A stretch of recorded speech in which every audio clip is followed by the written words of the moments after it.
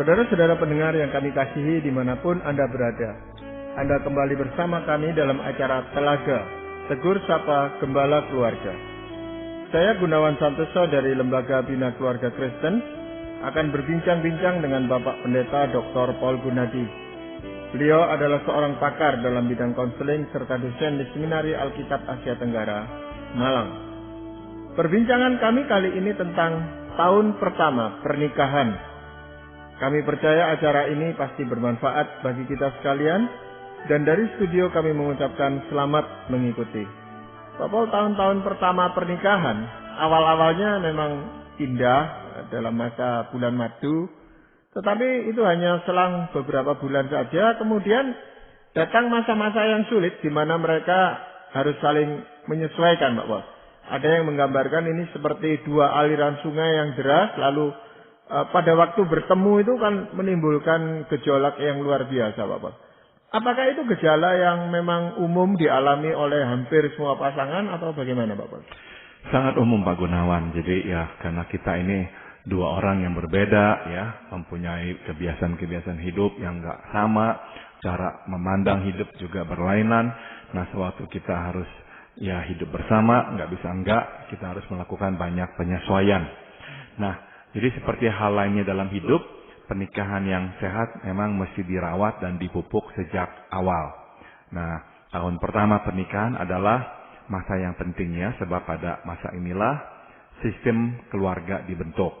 Nah, jadi kita mesti memang menetapkan atau ya menanamkan, memancangkan sistem kehidupan yang baik sejak awalnya, supaya nanti ya di tahun-tahun berikutnya kita tinggal meneruskan apa yang telah kita tanam di awal itu.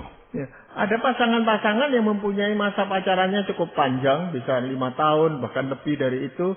Tetapi juga ada pasangan yang karena dipertemukan, itu bisa hanya cuma 1 bulan, 2 bulan. Apa ada perbedaan di sana, Pak Paul?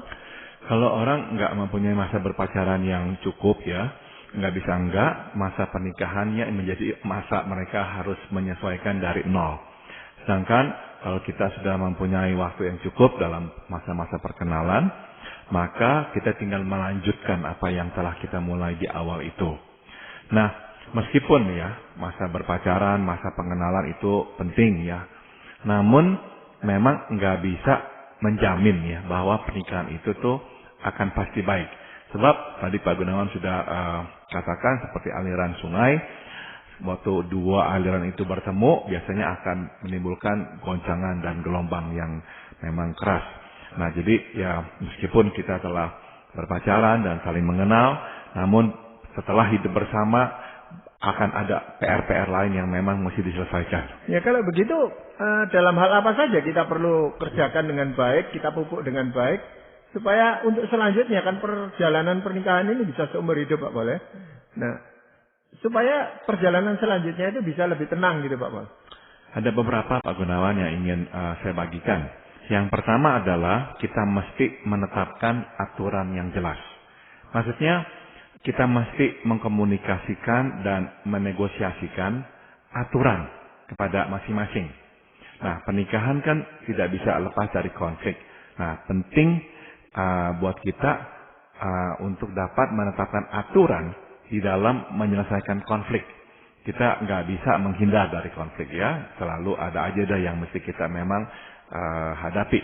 Tapi ya kita mau menyelesaikannya. Dan untuk dapat menyelesaikannya, kita itu perlu aturan yang jelas dan yang adil. Begitu, Pak Gunawan. Ya, kalau belum-belum kita sudah menetapkan aturan, Pak Paul. Ada orang yang mengatakan, loh ini belum-belum kita sudah seolah-olah mengada-ada masalah gitu loh, Pak Paul. Padahal kan itu belum terjadi. Sehingga ada pasangan yang menetapkan, nanti kalau sudah ada kejadian baru kita tetapkan aturannya gitu, Bapak. Bisa ya, misalnya memang belum ada apa-apa ya kita tunggu sampai ada kejadian. Atau misalkan dalam masa berpacaran ya sedikit banyak kita sudah mulai ya misalnya bertengkar atau konflik atau apa. Nah, penting sekali itu di awal pernikahan kita menetapkan aturannya. Jadi semakin jelas aturan tersebut, semakin dapat dipatuhi, nah semakin membantu kita pada akhirnya di dalam menyelesaikan konflik. Ya kan tentu ada banyak hal yang harus dibuatkan aturannya, Pak Paul. Tetapi yang penting-penting lebih dahulu yang bisa ditetapkan sejak awal seperti apa misalnya Bapak? Misalnya yang pertama adalah kita mesti menyepakati bahwa konflik tidak boleh bergeser ke arah fisik. Dengan kata lain, kita tidak boleh memukul atau melukai pasangan kita.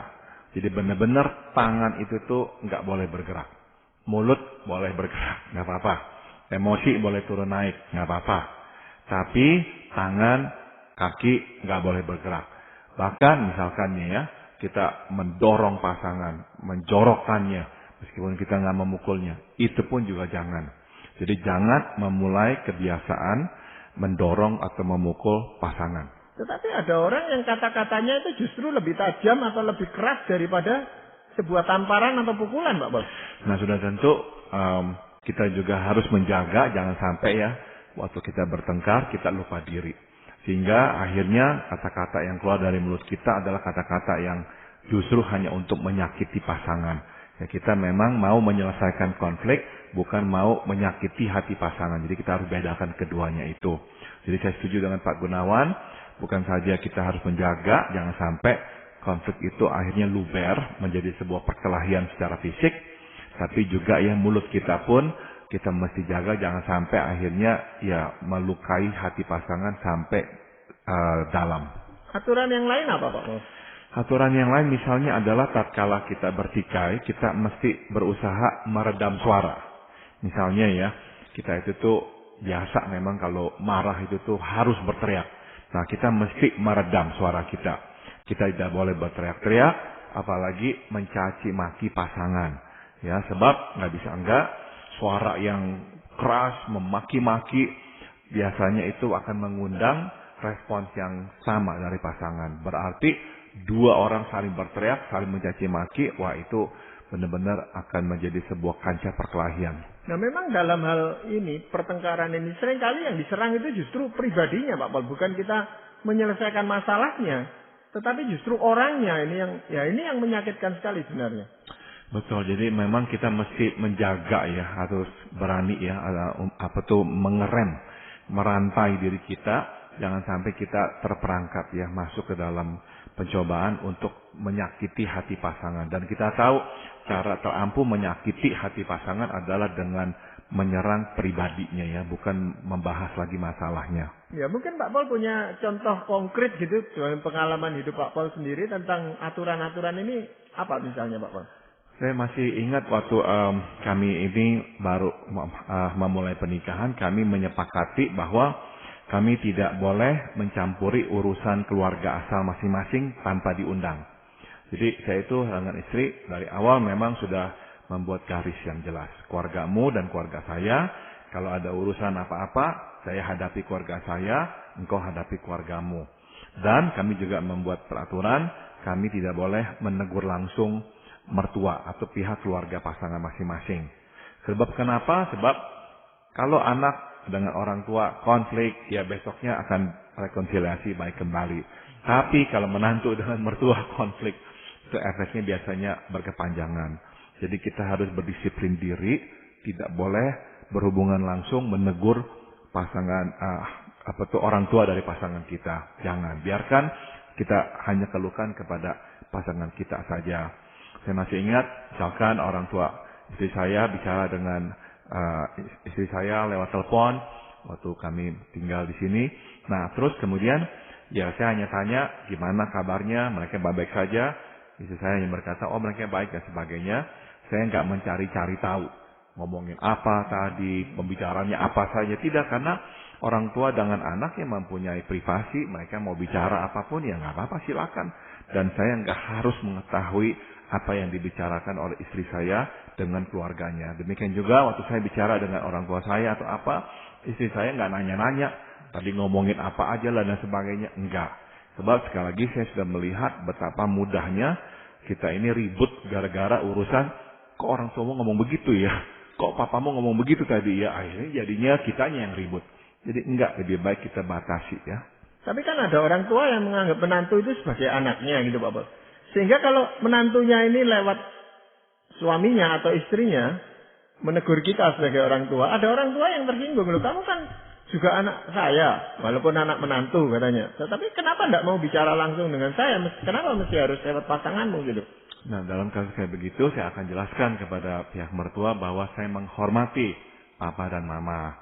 Sebab saya itu belajar ya, kalau anak sendiri ya ada apa-apa dengan orang tuanya, itu lebih cepat selesai. Tapi kalau menantu ada apa-apa dengan mertua, ya meskipun akan selesai, tapi biasanya nggak akan sama. Jadi karena saya mau menjaga relasi kita ini, jangan sampai ada apa-apa, jangan sampai memburuk, maka saya lebih ya mau bicara saja dengan istri saya, supaya nanti ya biarkan dia yang bicara dengan papa mama. Ya Pak Paul, di dalam sebuah rumah tangga kan tentu banyak hal-hal yang harus diatur. Tetapi kalau terlalu banyak aturan kan kita itu jadi tidak enak gitu kehidupan rumah tangga itu Pak Paul. Setuju Pak Gunawan. Jadi kita mesti membuat peraturan ya. Tadi saya sudah jelaskan. Namun jangan membuat terlalu banyak aturan ya. Sebab ya terlalu banyak aturan bukan saja membingungkan dan mudah dilupakan, tapi juga membuat hidup seperti di penjara. Jadi buatlah aturan yang sungguh-sungguh penting ya. Kriterianya 2 ya, jelas dan realistik. Makin jelas dan makin realistik aturan yang dibuat, makin mudah pula lah dilakukan. Dan bila keduanya bersedia mematuhi aturan yang dibuat, maka ya terselamatkanlah pernikahan kita dari bencana besar di tahun-tahun awal itu. Iya. Hal yang kedua Pak Paul atau hal yang lain tentang yang seringkali terjadi di awal pernikahan itu apa Pak Paul? Nah, di awal pernikahan kita juga mesti ya menyuarakan dan menyepakati pengharapan atau tuntutan terhadap masing-masing. Tadi sudah disinggung, pernikahan kan memang merupakan penyatuan dari dua pribadi ya menjadi satu. Tapi sebetulnya bukan hanya itu, tapi juga dua berkas pengharapan, tuntutan menjadi satu. Jadi waktu kita memasuki pernikahan, kita membawa itu pengharapan dan tuntutan kita. Kita bukanlah kaleng kosong ya. Kita adalah manusia yang sudah tentu mempunyai kebutuhan serta keinginan. Nah, makin terpenuhi kebutuhan dan keinginan, makin senanglah hati dan makin kuatlah pernikahan. Jadi ya, resepnya pernikahan bahagia ya memang ini. Orang hanya bisa berbahagia kalau keinginan dan kebutuhannya terpenuhi. Nah, itu sebabnya ya kita harus berusaha sedapatnya memenuhi pengharapan pasangan kita. Tapi ya kita kan juga memang ya memaklumi bahwa tidak selalu kebutuhan dan keinginan kita dapat terpenuhi oleh pasangan. Nah, itu sebabnya penting bagi kita menyuarakannya ya, menyuarakan kebutuhan dan keinginan kita. Nah, kita nggak boleh berasumsi bahwa dia itu pasti tahu lah atau seharusnya lah tahu kebutuhan kita dan keinginan kita. Jangan. Ya, jadi jangan malu, apalagi gengsi untuk menyuarakan isi hati kita. Ya kadang-kadang memang bisa berubah-ubah gitu Pak Paul ya. Apa yang diharapkan, apa yang diinginkan itu suatu saat A gitu, nanti lain kali B. Nah hal ini kan kadang-kadang membingungkan itu. Walaupun kita sudah bilang, loh dulu kamu kepingin ini katanya. Sekarang dipenuhi itu dia pengennya yang lain lagi. Nah ini bagaimana Pak Paul? Nah memang ya kita harus memberikan ruangan juga untuk terjadinya perkembangan, karena kita manusia adalah manusia yang dinamis ya, kita nggak selalu sama ya. Bisa jadi pada tahap-tahap awal pernikahan ya kita mengharapkan apa dari pasangan kita, setelah beberapa tahun kemudian kita mengharapkan yang lain. Nah itu adalah bagian dari perkembangan manusia ya yang memang dinamis. Tapi kalau misalnya pasangan kita kok bolak-balik terlalu cepat sekali tukar-menukar pengharapan dan tuntutannya kepada kita, ya kita mesti katakan, saya ini kok bingung loh. Sebab kamu baru saja bilang sama saya kamu maunya ini. Sekarang kamu katakan kamu maunya itu. Kamu bilang kamu sukanya ini. Sekarang kamu bilang kamu sukanya itu. Ya saya bingung. Tolong beri saya penjelasan. Sehingga saya tahu yang mana yang mesti saya itu lakukan. Jadi ya nggak apa-apa ya kita juga berikan tanggapan seperti itu kepada pasangan. Nah, biasanya pengharapan apa Pak Paul yang perlu disampaikan di awal pernikahan itu? Misalnya pertama yang juga penting nih ya, kadang-kadang memang kita nggak mau bicarakan hal ini, yaitu pengaturan keuangan. Kalau misalnya nih ya, dua-dua bekerja, apakah uang akan disatukan? Jika tidak disatukan, oke. Siapa yang bertanggung jawab membiayai kehidupan sehari-hari? Siapa yang membayar uang sekolah anak? Siapa yang membayar listrik dan ledeng air, dan siapa yang nanti membeli atau mengeluarkan uang untuk membeli konsumsi makanan dan sebagainya. Nah, jadi hal-hal seperti itu tuh mesti dibicarakan, ya, nggak bisa enggak, ya. Jadi kalau kita memang mempunyai pengharapan, pasangan kita lah yang lebih banyak berperan, ya kita mesti ngomong apa adanya. Tapi kalau pasangan kita juga berkeberatan, dia menyuarakan isi hatinya, ya inilah tempatnya dan waktunya bagi kita untuk bernegosiasi. Iya, selain segi keuangan, Pak Pol, apakah ada hal lain yang perlu diutarakan? Misalnya pengaturan rumah. Nah, kita mesti ya menyuarakan pengharapan kita, siapa yang mengatur makanan di rumah itu. Siapakah yang bertanggung jawab dalam pemeliharaan rumah. Nah, kadang kita memang beranggapan pastilah itu harusnya ya istri atau ibu rumah tangga. Tapi akhirnya ya kita harus sadari bahwa tidak semua perempuan mempunyai hobi memasak. Tidak semua perempuan senang membersihkan rumah. Sama seperti tidak semua laki-laki senang untuk mengotori tangan dengan oli membetulkan mesin mobilnya. Tidak semua laki-laki juga senang naik tangga ke atas loteng untuk membenarkan atap rumahnya. Jadi ya itulah memang keunikan masing-masing, ya. Jadi nggak apa-apa itu untuk berkata apa adanya. Saya lebih mau, misalnya seorang istri berkata, saya akan lebih mau bekerja meskipun susah payah, capek, pulang letih, daripada saya harus mengurus ini nih ya, rumah seperti ini. Saya nggak bisa, tuh berat buat saya. Dan kebetulan suaminya berkata, oke, saya nggak keberatan untuk misalnya mengurus, ya, meminta membantu untuk mengurus ini, menyiapkan makanan atau apa, ya saya nggak keberatan. Ya udah, nggak apa-apa. Jadi nggak apa-apa lah, nyamanlah, terimalah keunikan masing-masing, dan kita nggak harus menjadi seperti keluarga lain. Waduh, kok ini orang ini ya enak ya suaminya ya, sebab istrinya yang ngurusin semua makanan. Kok istri saya nggak bisa? Ya memang yang nggak bisa ya nggak bisa. Lebih baik ya kita terima apa yang bisa dilakukan oleh pasangan kita dan apa yang nggak bisa dilakukan olehnya. Ya, kadang-kadang ada pasangan yang punya kegemaran dan kebisaan yang sama, Pak Pol. Misalnya memasak tadi. Ya. Istrinya senang memasak, suaminya pun senang gitu, Pak, ya, untuk ikut-ikut. Nah, ini harus jelas juga aturannya ya, Pak, ya. Ya. Kapan Ya. yang suami masak, kapan yang istri masak gitu. Supaya tidak di dapur jadi rame atau bagaimana gitu, Pak. Iya, betul. Ya. Ya. Kalau dalam hal suami istri itu bekerja bersama bagaimana, Pak? Nah, misalnya nih ya, dua-duanya itu bekerja. Nah, kemudian dua-duanya mendapatkan kesempatan untuk promosi.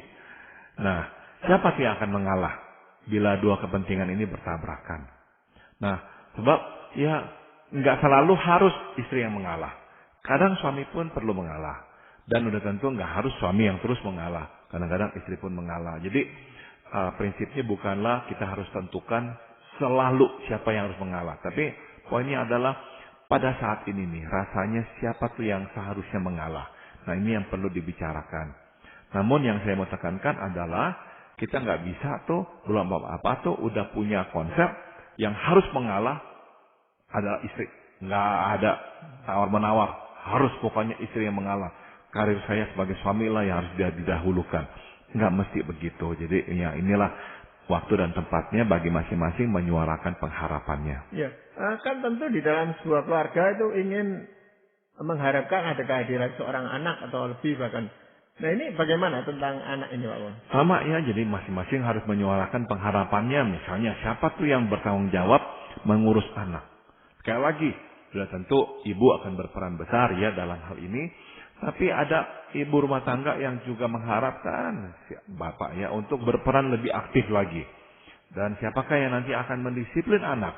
Ada suami, ada ayah yang berkata, pokoknya urusan anak enggak mau campur sama sekali. Ini urusanmu 100%. Enggak boleh sama saya tuh cerita-cerita, minta pendapat, suruh saya ngapa-ngapain. Enggak, kamu yang urus. Pokoknya saya pulang ke rumah udah beres semuanya. Nah, kita mesti ngomong, apakah kita mau memang mempunyai pengaturan seperti ini? Iya. Apakah masih ada hal lain, Pak Pol, yang... Satu hal yang lain lagi adalah tentang hubungan intim ya. Kita mesti jujur juga ya seberapa seringnya kita membutuhkan dan bagaimanakah hubungan intim itu akan dilakukan. Nah, sebab ini adalah bagian yang penting juga di dalam menjalin relasi nikah antara suami dan istri. Nah, sudah tentu ada banyak pengharapan yang dapat disampaikan. Namun bila kita berhasil bernegosiasi dan menyepakati pemenuhan kebutuhan dan keinginan yang seperti kita bahas ini, saya kira kita akan dapat ya menyehatkan pernikahan kita. Iya. Hal lain yang perlu kita kerjakan pada tahun-tahun pertama pernikahan apa Pak Paul? Nah ini yang ketiga, kita harus rajin menabung kebaikan ke dalam celengan pernikahan. Ya, secara konkretnya ya, kita ini nih menabung kebaikan dengan cara menolong pasangan. Ya, tidak peduli seberapa sering kita berkata bahwa kita mengasihi pasangan dan bahwa kita adalah orang yang baik. Pada akhirnya terpenting adalah pasangan mesti menerima uluran tangan kita yang menolongnya. Jadi ini nih, bukti kebaikan adalah pertolongan. Suatu kita misalnya melihatnya repot, seyoganya lah kita menawarkan bantuan. Ketika ia dalam kondisi tertekan, baik oleh pekerjaan atau hal lainnya, kita perlu menanyakannya dan menunjukkan sikap prihatin sambil tidak lupa melakukan sesuatu baginya atau menawarkan bantuan baginya.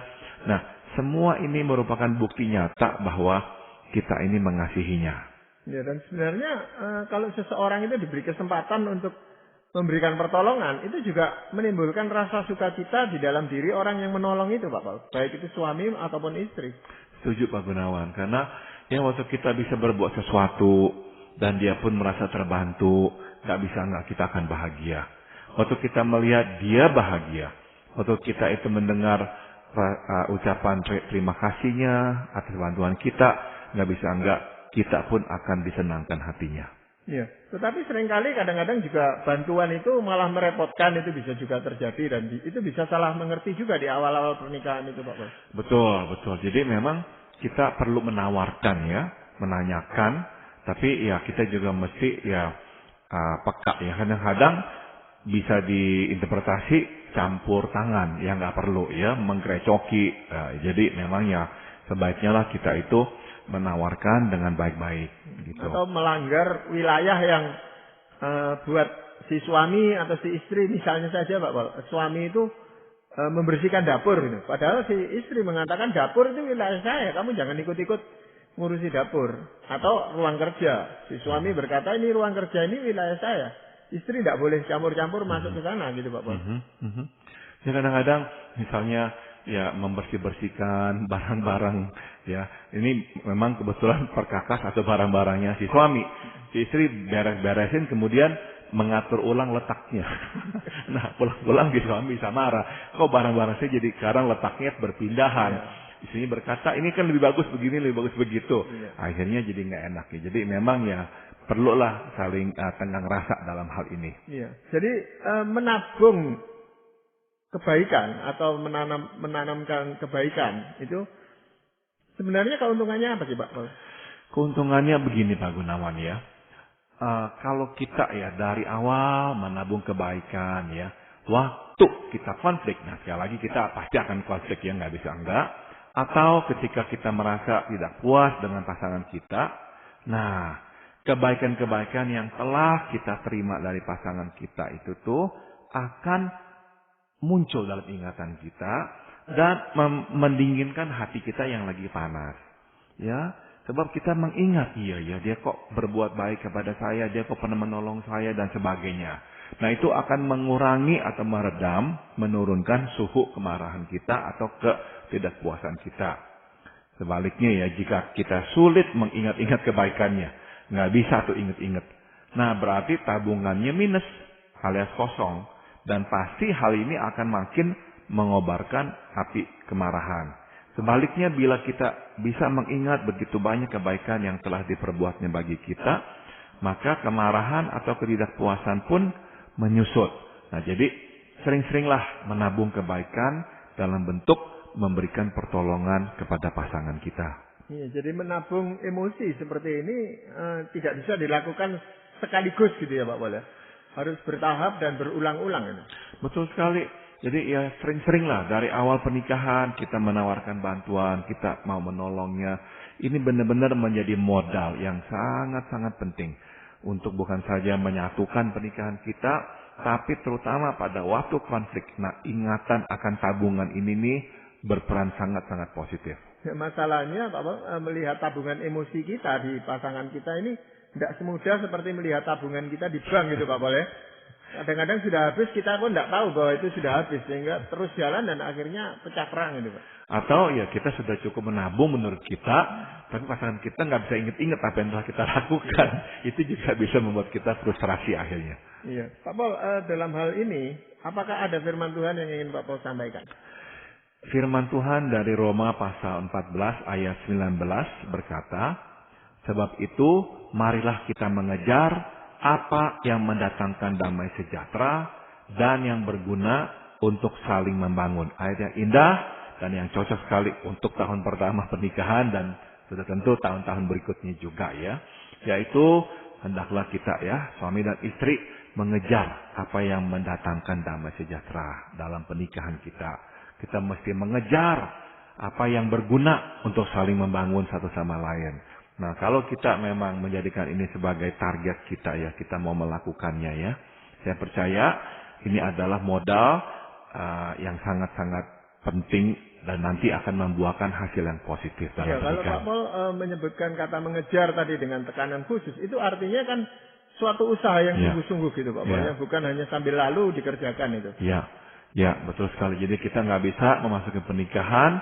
Setelah itu angkat kaki oleh goyang-goyangin kaki, semuanya akan berjalan dengan baik. Enggak, kita mesti memang berusaha sekeras mungkin. Ya, kita baru saja membicarakan 3 hal yang perlu kita lakukan pada tahun-tahun awal pernikahan, Pak Pol. Apakah masih ada lagi yang harus kita bicarakan pada kesempatan yang akan datang? Masih ada lagi Pak Gunawan. Jadi ya kita berharap para pendengar kita nanti juga akan memasang radionya dan mendengarkan kita kembali ya. Iya, terima kasih Pak Pol untuk perbincangan kali ini. Dan para pendengar sekalian, kami juga mengucapkan banyak terima kasih Anda telah mengikuti perbincangan kami dengan Bapak Pendeta Dr. Paul Gunadi dalam acara